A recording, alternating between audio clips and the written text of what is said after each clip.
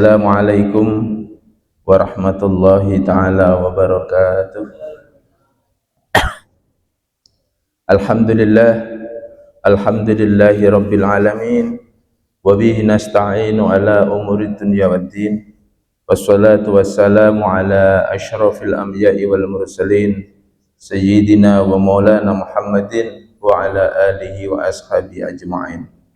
Allahumma salli wa sallim ala sayyidina Muhammadin al-fatihi lima ughliqa wal khatimi lima sabaqa nasiril haqqi bil haqqi wal hadi ila siratikal mustaqim wa ala alihi haqqa qadrihi wa miqdaril azim, amma ba'd.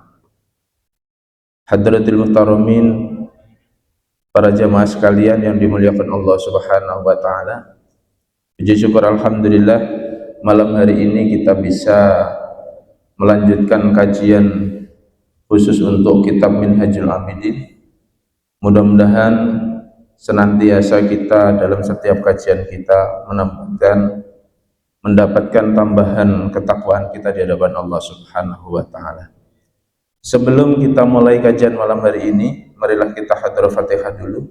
Wabil khusus kepada mu'allif hadzal kitab, pengarang kitab ini, kemudian kepada guru-guru kita, kepada kedua orang tua kita, kepada saudara-saudara kita yang telah mendahului kita.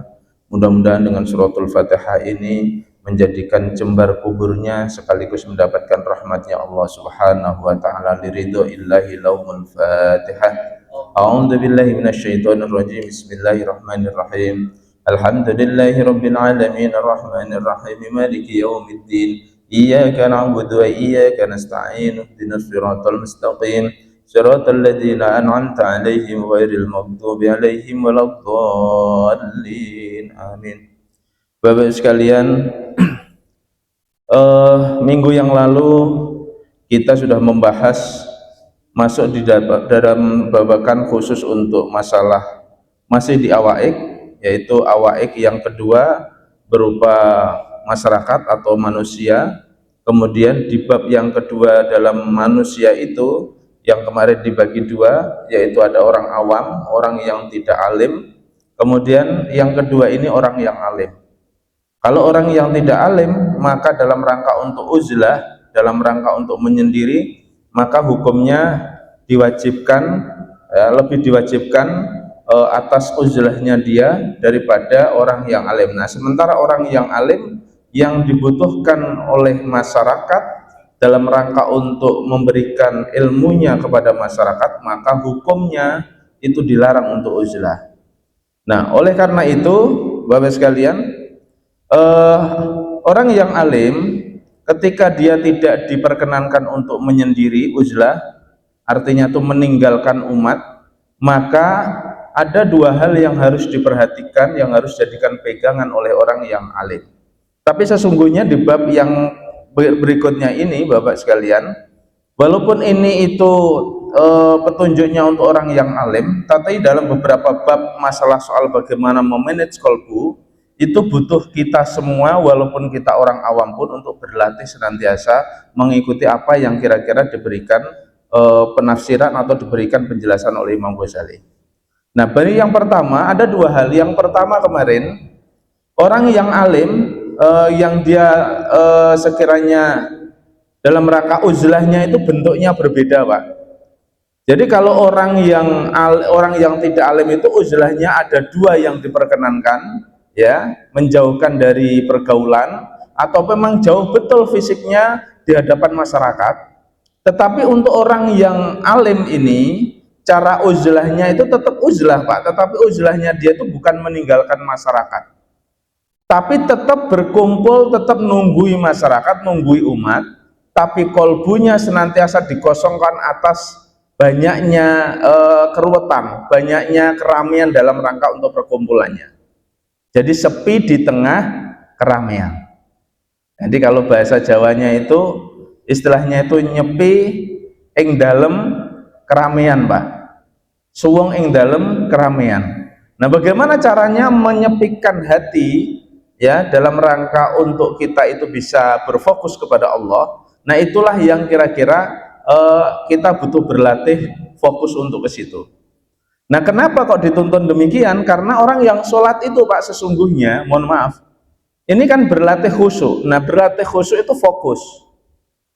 Maka orang yang sholat itu sesungguhnya kalau dia sudah terbiasa untuk ini, ya, sepi di tengah keramaian, maka walaupun itu ramai, mau ada anak kecil yang kira-kira berlari-lari, main-main ataupun apapun, itu sudah nggak mendengarnya, Pak.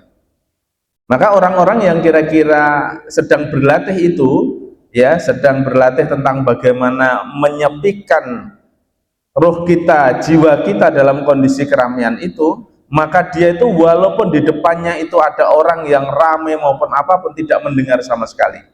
Maka orang-orang yang bermeditasi itu, Pak, itu dia akan bisa mendengar suara walaupun di kejauhan. Nah, itu dilatihnya seperti itu, Pak. Nah, yang pertama, dua hal yang harus diperhatikan itu adalah cara uzlahnya orang yang alim itu, ya, uzlahnya itu hanya uzlah kolbu, tapi tidak uzlah dalam rangka untuk meninggalkan umatnya. Yang pertama kemarin itu syarat dia harus memegang teguh untuk bagaimana panjang sabarnya, panjang sabarnya, kemudian juga arif bijaksana, kemudian memiliki pandangan yang cermat, yang kemarin kita sudah bahas. Nah, yang kedua adalah, ya, ini bab yang selanjutnya, wathani ayyakuna fi hadzal makna munfaridan anhum wa in kana bisyahsi ma'ahum. Jadi pada maknanya dia itu sesungguhnya bisa munfaridan, Pak, bisa menyendiri, ya, bersama dengan jamaah, bersama dengan masyarakat. Artinya fisiknya dia itu sesungguhnya, ya, sesungguhnya di dalam kolbunya itu, dalam makna untuk dia sendiri itu, dia sesungguhnya menyendiri kolbunya, tetapi dia masih bersama dengan masyarakat itu. Wa ingkana bisahsi mahum, tetapi dirinya itu masih kumpul, Pak. Nah, kan angel, ya. Angel. Sama ketika kita zikir kepada Allah, fokus zikir kepada Allah, Allahnya itu mancep betul. Agar kita itu menyebut asma subhanallah itu, maha suci Allah itu tergambar betul. Ketika bilang sama Allah itu alhamdulillah, lesannya mengucapkan alhamdulillah, kolbunya merasa berterima kasih, maka itu butuh dilatih, Pak. Nah, kalau tidak, yang bergerak itu selalu hanya simbol di dalam soal lesannya saja. Nah, padahal orang ibadah yang paling penting di dalam ibadahnya terhadap Allah Subhanahu wa Ta'ala, esensialnya secara spiritual itu adalah bagaimana menggerakkan kolbu ini selalu hidup. Nah, orang yang kira-kira alim itu istilahnya itu demikian, Pak. Jadi dia itu tidak merasakan berada di dalam keramaian kolbunya, walaupun fisiknya memang masih harus bersama dengan di keramaiannya. Ya, misalnya sekarang itu kira-kira mesti ada undangan, ya, ketemu, ada jamaah, ada macam-macam, masih kumpul, Pak, biasa ada kegiatan yang kumpul. Tetapi hatinya dia itu sedang fokus terus untuk zikir terus kepada Allah Subhanahu wa Ta'ala. Nah, apa yang harus dipegangi? Fa in kalamuhum, apabila mereka bercakap-cakap atau berbicara, ya, kepadanya, maka dia juga harus menyauti, istilahnya itu nanggepi, Pak. Jadi jangan dibiarkan kepada masyarakat itu. Wa in zarahu a'dhamuhum, apabila dia mengunjunginya, ya, mengunjungi orang yang alim itu, maka dia juga harus memuliakan layaknya orang yang ditamoni, ya, layaknya orang yang ditamoni, ala qadrihim, semampunya. Kemudian wasakarohum, dan juga mensyukurinya. Ya, orang yang alim sesungguhnya itu, Pak, itu senantiasa memang, makanya jadi orang alim itu juga luar biasa ujiannya. Ya, jadi orang alim itu senantiasa itu seperti lautan kolbunya itu mestinya. Nah, kita juga memang harus meniru seperti itu, Pak, tidak harus orang alim. Di mana kolbu kita itu selalu harus disiapkan dalam rangka untuk menampung segala hal. Lautan itu kan air lautnya itu bersumber dari manapun. Betul nih, Pak, ya? Kira-kira apakah laut itu bisa meminta yang masuk itu kira-kira dari air yang pegunungan, yang jernih, yang sejuk? Hanya itu aja yang masuk, ya. Yang lain-lain kotoran, mau kotoran hewan, mau kotoran laut, jangan masuk. Apakah laut bisa nolak seperti itu, Pak? Nggak bisa. Maka kalau kita pengen memiliki kolbun salim, ya, hati yang betul-betul selamat, maka dia harus menyiapkan diri untuk bagaimana menampung segala macamnya itu tanpa terasa sakitnya. Maka kalau dalam bahasa tasawuf itu Pak, sesungguhnya ketika ada orang yang berbuat tidak baik, itu sesungguhnya tidak mampu untuk menyakiti perasaan kita, hati kita. Kalau ada orang kok diperlakukan dolim, diperlakukan tidak baik, kemudian sakit hati, sesungguhnya yang mengizinkan sakit hati itu bukan orang yang berbuat Pak, tetapi karena hati kita izinkan, kita buka untuk sakit hati. Makanya kita itu sesungguhnya kalau pengen untuk sehat Pak, harus tidak sakit hati apapun bentuknya. Karena kalau sakit hati, yang sakit hatinya itu kita, orang lain belum tentu sakit. Nah inilah imtithalnya itu semikian, ya. Kemudian wa ing sakatu anhu wa a'radu, apabila mereka ini masyarakat itu kemudian diem, ya, nyuekin bahasanya gitu Pak, orang alim itu. Wa a'radu, bahkan mengo itu berpaling, ya, dari orang alim. Istagna madzalika minhum, tetaplah ambil sisi manfaatnya dari apa yang dilakukan oleh masyarakat tadi, ya kan Pak. Jadi apapun yang dilakukan oleh masyarakat, jamaah, umat, tidak akan pernah bisa membuat bergeser dirinya atas hatinya melayani masyarakat. Itu maksudnya. Wa in kanu fi haqqi wa khairin sa'adahum, dan apabila mereka itu melakukan yang baik, yang benar, kemudian dan yang baik, maka bantulah mereka untuk melakukan hal kebaikan tersebut. Wa in sara ila lagwi wa syarrin khalifahum, maka apabila mereka melakukan sesuatu yang jahat dan jelek, maka jauhilah mereka, ya, jauhilah. Wa hajarum, dan tinggalkan mereka. Bal raddu alaihim wajazaruhum, dan bahkan kalau perlu ya tidak ini, kalau perlu ditinggalkan. Jadi kalau perlu ya ditolak, ditinggalkan atas kejelekannya tadi. Kemudian wajazaruhum in raja qulubuhum, kalau perlu diingatkan mereka itu. Jadi kalau kita ini berkumpul kepada orang, nah ini petunjuknya untuk orang yang alim Pak, dalam rangka untuk uzlah. Tetapi kalau kita memaknai soal makna ini, sesungguhnya ini bukan hanya khusus untuk orang alim, tapi ya khusus untuk kita semua. Kenapa demikian? Karena sesungguhnya kita itu, ya, walaupun kita itu taunya satu ayat, setiap muslim itu wajib hukumnya untuk menyampaikan pengetahuan walaupun satu ayat. Kan gitu Pak. Jadi sampaikanlah walaupun satu ayat, walau ayatan. Jadi kita itu ngertinya, misalnya mohon maaf, ngertinya kira-kira sholatnya ketika belum wudhu itu berarti sholatnya nggak sah. Ketika ketemu temennya kok kayaknya belum wudhu, maka kita juga harus nyampein, Pak, bukannya harus wudhu dulu kalau mau sholat. Itu maksudnya Pak, ya, jangan sampai dibiarkan, maksudnya begitu Pak. Nah kenapa demikian? Ya, kalau perlu dikasih peringatan, karena memungkinkan, apabila memungkinkan ia mau menerima atas saran itu. Jadi jangan capek-capek Pak, jangan merasa capek ketika kita mengingatkan siapapun di antara kita. Jadi ini itu petunjuknya itu sesungguhnya ini uzlahnya orang alim, tetapi sesungguhnya ini Imam Al-Ghazali ini mengajari kita semua untuk senantiasa mengambil pelajaran dari apa yang disampaikan. Tsumma yaqumu bi jami'i huquqihim min ziyarati wal iyadati wa qada'il hajati allati tarfa'u ilaih. Kemudian dirikanlah semua hak-hak mereka apabila kita berada di dalam masyarakat itu, seperti mengunjungi, menziarahi, ataupun wal iyadati, atau menjenguk saat dia sakit. Jadi kalau ada saudara kita Pak, teman kita itu lagi sakit, maka kita itu hukumnya wajib, hukumnya untuk menjenguk. Kenapa kok wajib? Karena salah satu hak sebagai seorang muslim itu terhadap muslim lainnya, muslim lain itu wajib hukumnya untuk menjenguk saat dia sakit. Satu. wajib menjawab salam apabila saudaranya mengucapkan salam. Kemudian ketika sakit wajib menjenguknya. Ketika bersin, tahu Pak bersin, wahing-wahing, nah wajib untuk menjawabnya. Jadi itu selalu bagian dari haknya seorang muslim. Ya apabila dia sakit maka wajib menjenguknya. Wa qada'il hajati, dan menunaikan kebutuhannya, allati tarfa'u ilahi, apabila diminta ya untuk bisa membantunya, ma'amkanahu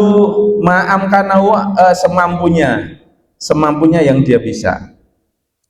Jadi kondisinya ini seorang alim ini jadi harus melayaninya seperti itu, wala yutalibuhum bil mukafati, dan jangan menuntut mereka atas balasan apa yang dilakukan. Orang alim itu Pak, jangan berharap untuk masyarakat itu membalas kebaikan atas apa yang kita lakukan. Nah, itu Pak. Ya sama sebenarnya, bukan hanya orang alim. Kita ini kalau melakukan sesuatu jangan berpamrih untuk dikasih balasan Pak. Wala yarju dzalika minhum, dan jangan ngarep-ngarep, jangan berharap yang demikian itu dari mereka. Wala yarihim min nafsihi, dan janganlah dan berusahalah sekiranya untuk mencukupi diri sendiri, istihasan lidzalik, atas hal yang demikian. Jadi seorang yang alim itu di tengah masyarakat itu Pak tidak boleh ngeluh. Ketika dia mengalami hal kesulitan maka berusahalah untuk mengatasi sendiri sesungguhnya. Maka yang disebut seorang alim yang demikian ini, kalau orang-orang sufi itu Pak menyebut menjaga wirai namanya. Wirai itu kehormatan diri Pak. Jadi walaupun lapar tidak pernah berkata bahwa kita ini lapar, kita nggak makan. Itu tidak boleh Pak sesungguhnya. Nah artinya apa? Jadi ketika kita ini dalam kondisi berbeda dengan orang biasa, kalau yang ini Pak, kalau yang tadi yang dinisbatkan ketika kita kumpul dengan masyarakat, kemudian ketika dia berbuat baik harus kita juga bantu atas kebaikan itu. Kemudian ketika dia sedang tidak berbuat baik kita jauhi, gitu. Jauhinya itu tidak ngikuti arusnya mereka gitu. Nah makanya wa yubasituhum bil batli wa yubasitu bil batli in qatra wa yanqabitu anhum fil ahda'i in a'ti. Jadi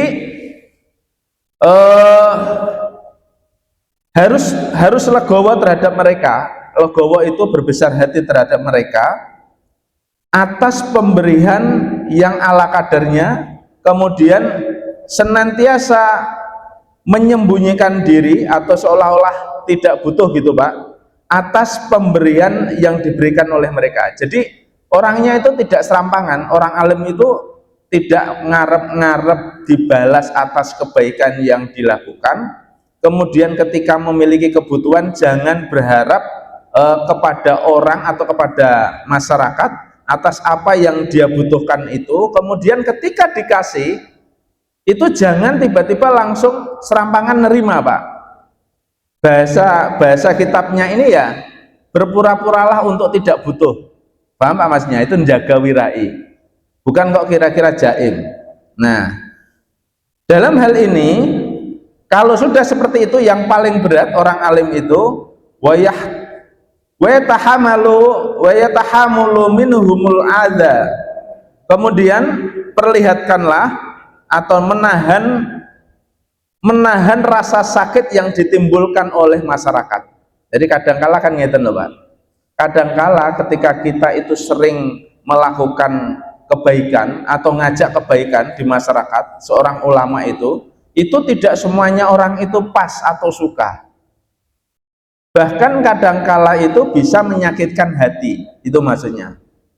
Ketika orang itu melakukan sebuah perbuatan atau masyarakat itu melakukan sebuah perbuatan yang menyakitkan hati, maksudnya demikian, maka wa yudhahiru lahumul busyra, tetaplah memiliki muka yang ceria, jangan cemberut. Itu maksudnya Pak.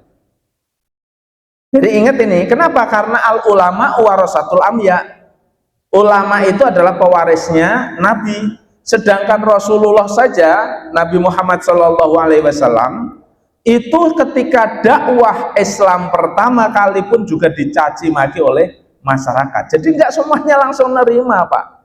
Jadi kalau kita ini umatnya Rasulullah, maka jangan berharap kemudian enaknya tok. Baginda Nabi itu merasakan nggak enaknya, Pak. Ya, jadi nggak tiba-tiba langsung begitu wahyu turun dari Allah kemudian wajib menyebarkan agama Islam, tiba-tiba langsung Rasulullah ditanggapi dengan enak, enggak, Pak. Bahkan diperlakukan dengan tidak enak. Ya, dibandemi juga iya, dilempari kotoran juga iya, dicaci maki ya iya, diancam ya iya. Jadi bukan hanya perkataan yang tidak enak. Maka petunjuknya Imam Ghazali menyebutkan seorang ulama, orang yang kira-kira alim itu ketika dia menghandle masyarakat atau umat, maka tetaplah menahan atau bisa menahan rasa sakit atas apa yang dilakukan oleh mereka. Walaupun begitu wayutohiru lahumul busra, walaupun begitu kepada mereka itu tunjukkan muka itu tetap ceria, Pak, tetap manis, jangan cemberut, jangan kelihatan kalau dia jengkel dengan si orang itu. Nah, kita juga sama, Pak, tidak hanya untuk orang alim. Kita itu kalau sekiranya sama-sama ini sesama muslim gitu ibaratnya, kalau lagi dilakukan sesuatu yang tidak baik, menyakiti hati, apakah tersinggung di WA atau di grup kira-kira gitu kan, Pak, ya sudah, tetap aja berlaku enak, Pak. Jangan sampai menunjukkan gara-gara si A gitu yang WA-nya menyinggung perasaan, kemudian kira-kira kitanya itu terbawa arus untuk menunjukkan muka yang gak enak. Nah, ini kan pelajaran berharga, Pak, sesungguhnya. Jadi atas apa yang dilakukan oleh orang itu kita tidak bisa mendikte mereka, Pak. Yang kita bisa mendikte hanya kepada hati kita dan kolbu kita. Karena orang itu tidak bisa sesuai dengan yang kita selerani, Pak. Misalnya gini, harusnya ya orang itu ya pengertian, kalau ini harusnya ya nolong, kalau ini kan nggak begitu, Pak. Orang itu kan kadang-kala nggak begitu. Kadang-kala yang kita maui orang itu pengertian, nolong, kemudian ramah, kemudian macam-macam. Kalau ketemu ya senyum, ya grabyak, macam-macam gitu. Itu kan pengharapan kita, betul kan, Pak? Tapi kan tidak demikian. Orang itu belum tentu seperti yang kita mau. Tetapi kita hanya bisa mengatur ritme hati kita, rasa kita atas apa yang kita inginkan. Contoh keinginannya, Pak, pangapunten. Keinginannya kira-kira pengen tetap hatinya itu enak, rasanya nggak nyesek. Bagaimana menanggapi? Sama seperti lautan tadi. Maka sesungguhnya seberapa besar kira-kira ya tampungan kolbu kita, itu tergantung size kita, tergantung ukuran kita yang kita ingin bentuk hati kita di hadapan siapapun dan di hadapan Allah Subhanahu wa Ta'ala. Kalau hati kita itu kita akan buat sempit, maka dia akan sempit menerima apapun, Pak.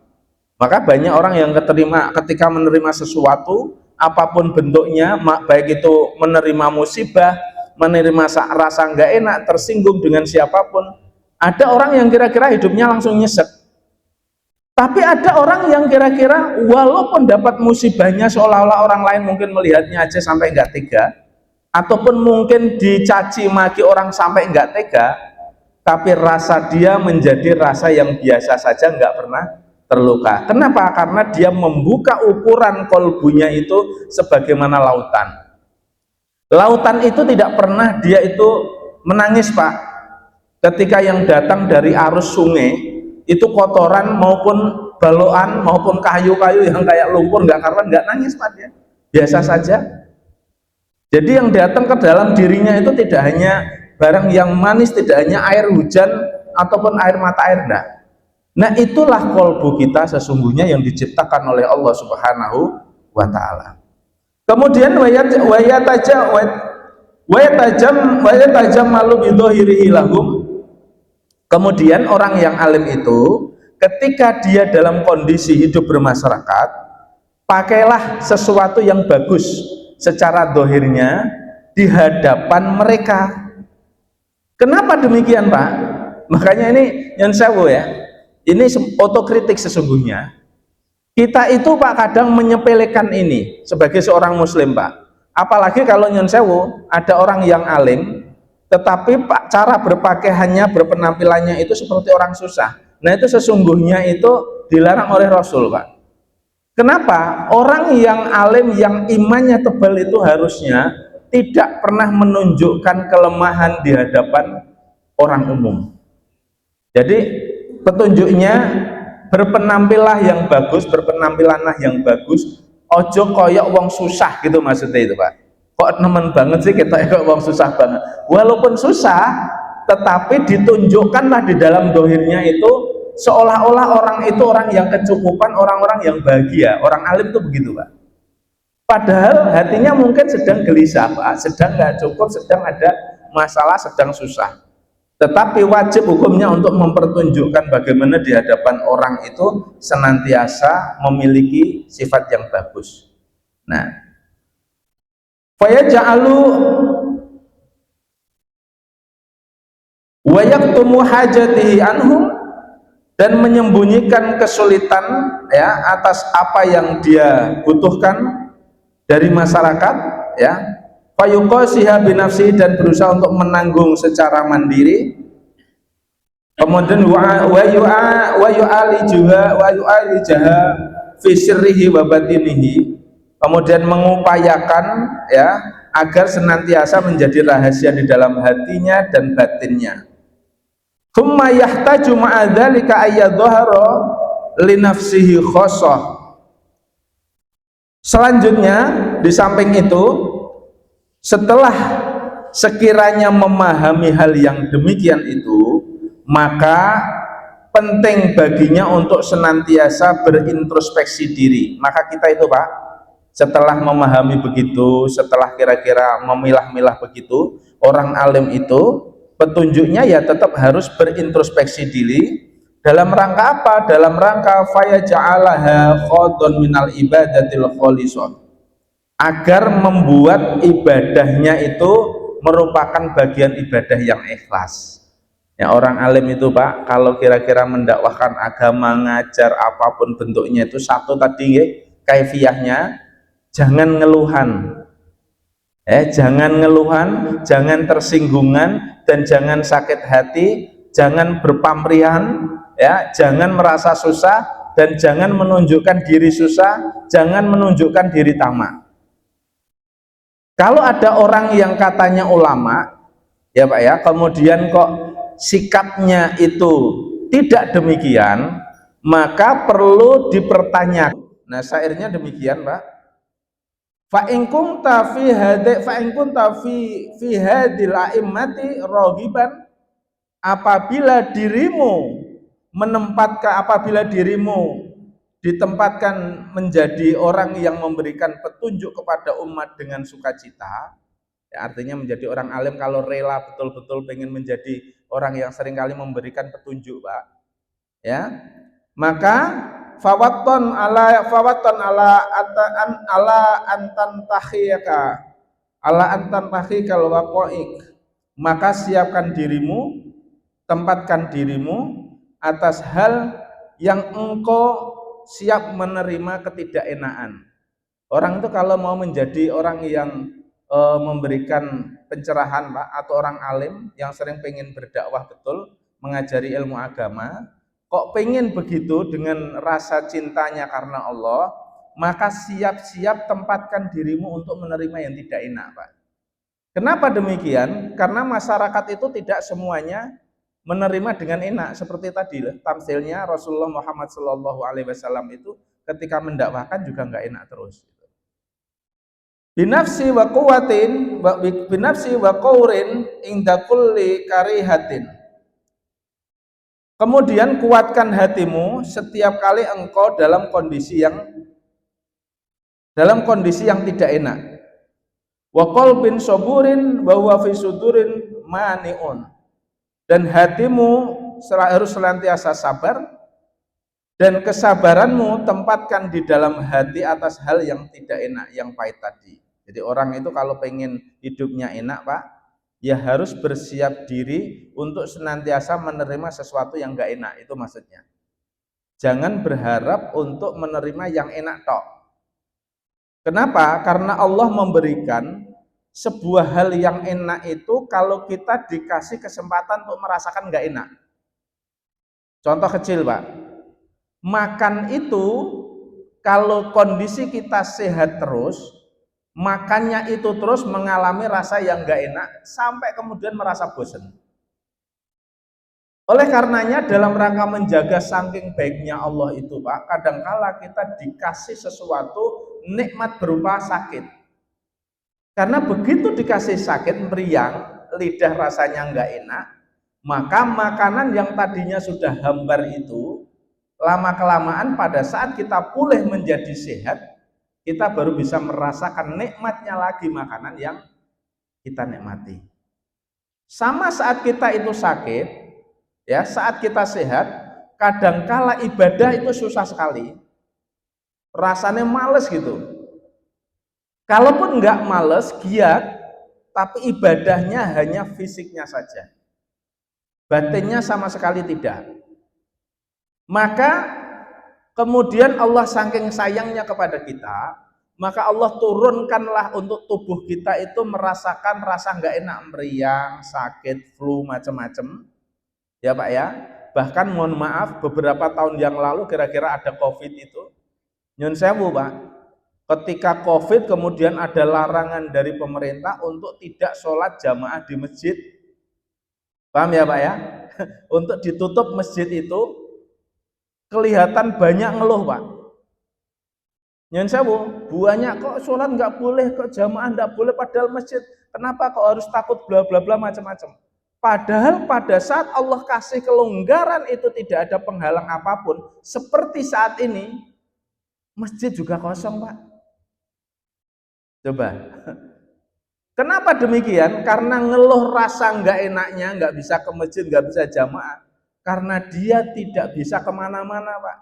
Tapi begitu mal buka, tempat shopping buka, tempat jajanan buka, wisata buka, maka masjid menjadi nomor 2 dibanding dengan yang enak-enak yang menipu di luar itu. Nggih betul Mbak kira-kira. Maka penting rasanya untuk senantiasa kita itu memilah-milah rasa kita di dalam ibadah tadi. Jadi tubuh ini itu wajib merasakan ketidakenaan sehingga agar kolbu itu diberikan kesabaran, dan kesabaran yang lebih tinggi itu berada di dalam dada kita menerima sesuatu yang sedang tidak itu. Lisanuka mahzunun watorfuku muljamun.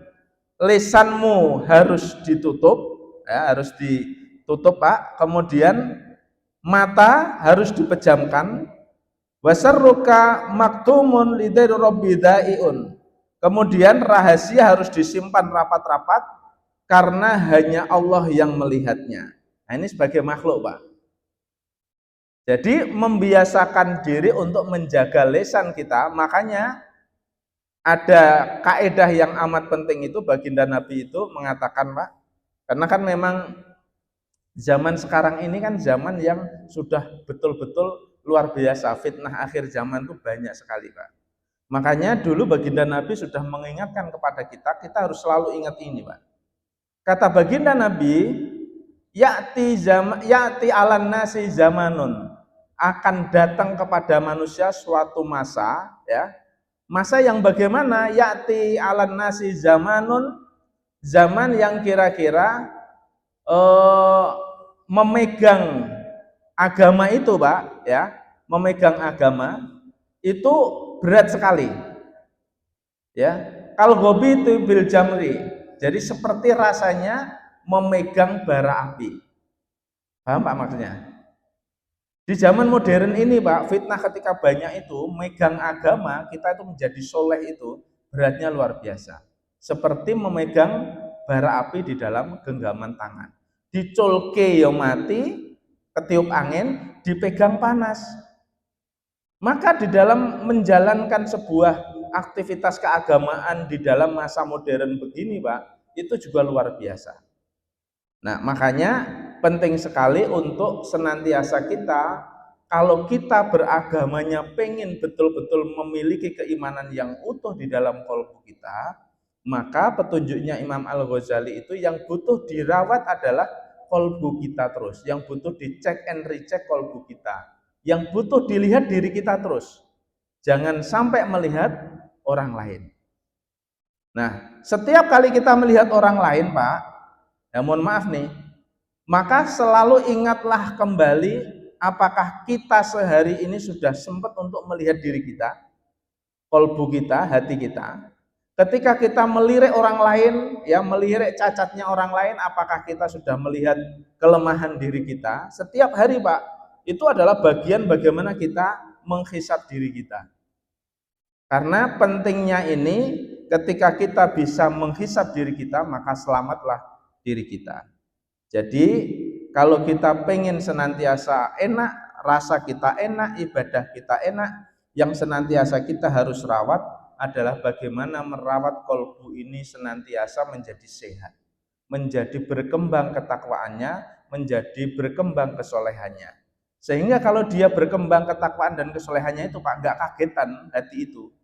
Lihat apapun tuh nggak kagetan, Pak. Nyun sewu, melihat apapun itu nggak gumunan gitu, Pak, bahasanya. Lihat ada orang yang tiba-tiba mohon maaf berlaku tidak sebagaimana syar'inya Allah, ya biasa aja, Pak. Ya hanya menyesalkan, tetapi tidak sampai menganggap hal itu menjadi sesuatu hal yang kira-kira luar biasa. Oh, piye to? Kok nglakoni kaya ngono gitu. Lah ngono kan rentok ta, mesti ngono. Jadi paham ya, Pak, maksudnya? Sesungguhnya kalau kita pengen merawat hati kita selamat itu, kata-kata yang benar itu, Masya Allah, kasihan ya orang itu, kok dia lagi dicoba oleh Allah untuk menjalani kehidupan yang begitu. Contoh, Pak, ada orang berlaku maksiat, kita melihat, ya Allah, kasihan Allah sedang menjalankan dia untuk menjalankan sebuah aktivitas itu. Jadi bukan orang kok begitu gitu. Nah, dengan kita menunjuk orang begitu, Pak, sesungguhnya kita ini sudah memiliki kolbun yang kibir, sombong, Pak. Karena orang kok begitu ya kelakuannya, orang kok begitu, kok kayak saya gitu loh, bahasanya itu baliknya gitu, Pak. Sehingga Allah melihatnya itu kolbu kita itu dalam kondisi yang sombong. Lah padahal sesungguhnya semua yang diciptakan itu hakikatnya kembali hanya Allah yang mengizinkan. Kalau nggak diizinkan enggak, Pak. Orang itu beriman kapan? Maka innallaha yahdi may yasha wa yadhillu may yasha. Allah yang memiliki wewenang mutlak untuk memberikan hidayah kepada orang, dan yang menyesatkan hanya Allah semata-mata, tidak ada yang lain. Ya. Demikian, Pak, kita lanjutkan yang akan datang. Mudah-mudahan dengan sedikit demi sedikit kita ngaji seperti ini sudah bulan Rajab ya, Pak, ya. Bulan Rajab kemudian Sa'ban, habis Sa'ban Ramadan. Jadi sehingga nggak terasa ngaji kitab Minhajul Abidin ini kan habis Lebaran, Pak. Nggak terasa itu sudah hampir 1 tahun, Pak. Kita baru sampai di tahapan masalah penghalang orang ibadah di hadapan Allah Subhanahu wa Ta'ala.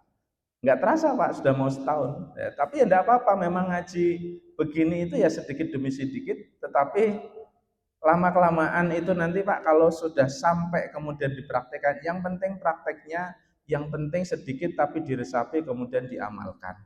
Nah, mudah-mudahan mendapatkan tambahan keilmuan kita dan mendapatkan tambahan ketakwaan di hadapan Allah Subhanahu wa Ta'ala. Kurang lebihnya mohon maaf. Billahi taufik wal hidayah. Wassalamualaikum warahmatullahi wabarakatuh.